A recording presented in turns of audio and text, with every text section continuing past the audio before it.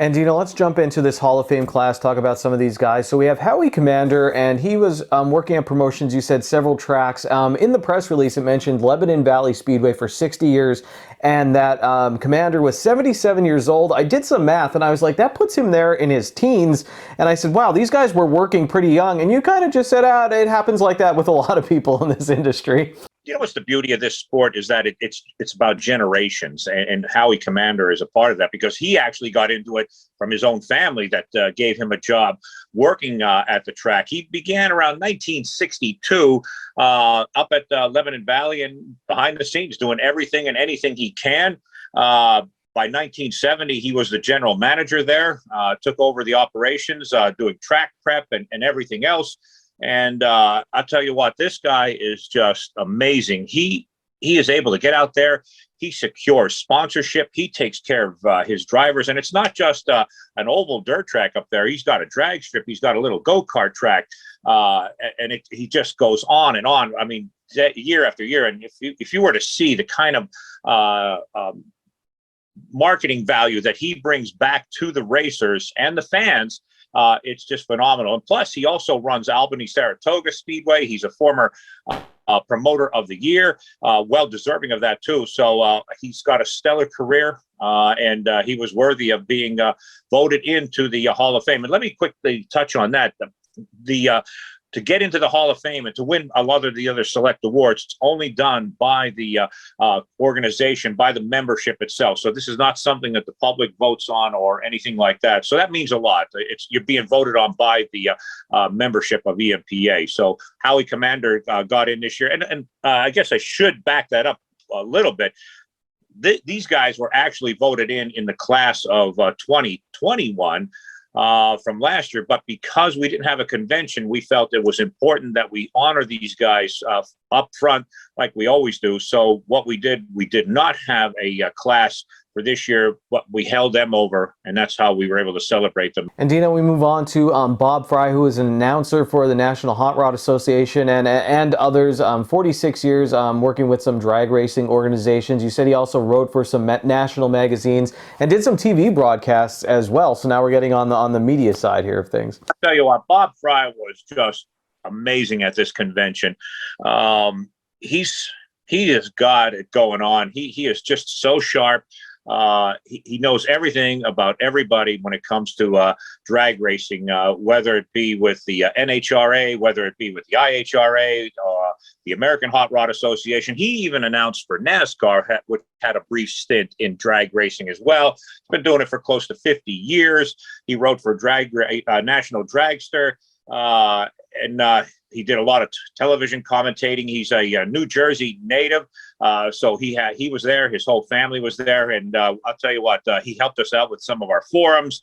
And during his acceptance speech, he just absolutely brought the house down because he just pulled the audience. And it did a tremendous job of keeping everybody's attention and kept us on our toes, and it was great. He is just so much what motorsports announcers and what they do, media people, are all about. So it was an honor, a real honor, to put Bob Fry in as part of the drag racing contingent with EMPA. And then we had Van May, who is a driver, and there was a lot of accolades. You could get into them, Dino, but what really got me on the press release, it said that he balanced the sprint car on its right front and rear wheels since the left front had come off in order to qualify for a feature. So that got me right there, but I'm sure there's a lot more that got Van May into the Hall of Fame. I'll tell you what, Van May is just a cool character from the word go.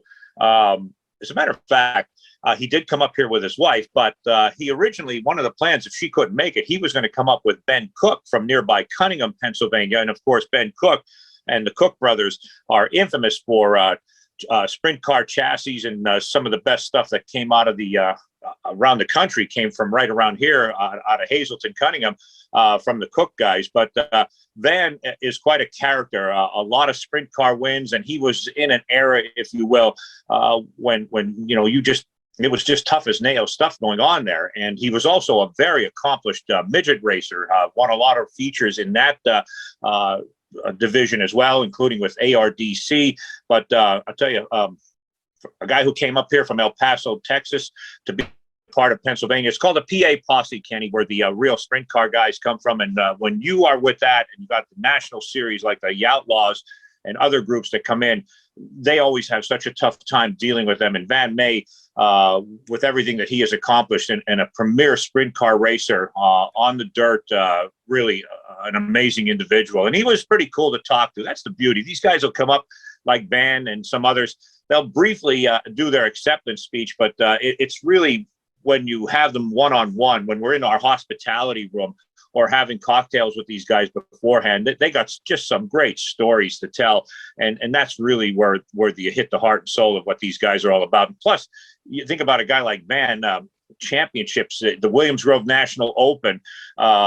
It was in 1977, the final year, 150 laps, 10,000 to win. He won a big race out at Zanesville, Ohio in 79, almost 75 plus feature wins, and just fantastic what he has done for the sport. And now he's recognized as a member of the EMPA Hall of Fame. Another driver, Don Kreitz, Dino, as well, over 200 sprint car victories. He's also inducted into the Hall of Fame. How do you put in perspective what 200 wins are all about? I don't care what kind of division you're running. And Don Kreitz, which, again, a part of a great family of racers out of the central Pennsylvania area. And this guy has just been phenomenal. And when it came to Pennsylvania, this guy, again, when you talk about the Outlaws, you talk about the All-Stars, those are the prominent groups right now.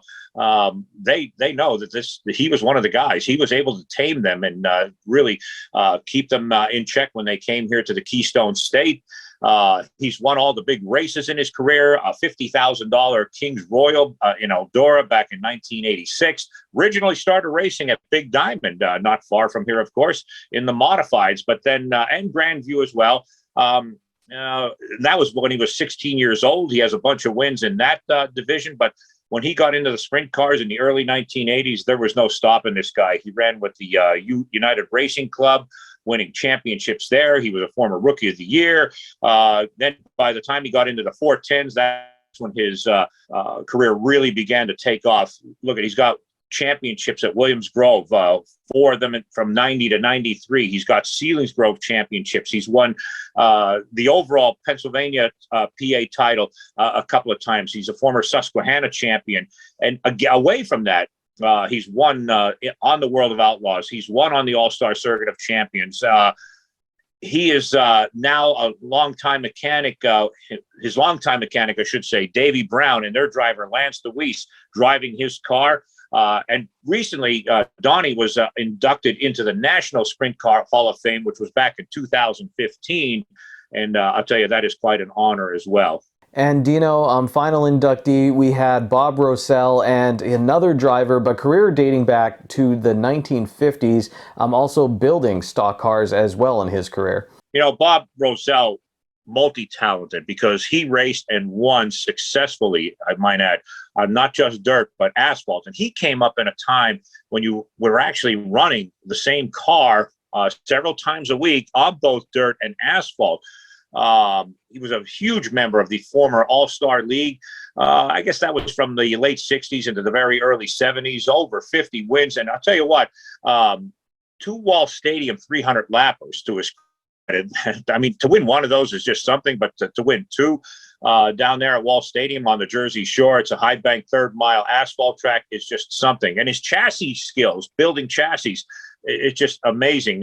You got names like Will Cale and Ken Brent, who, by the way, was honored this past weekend as well, and so many others. They won with his type-built cars.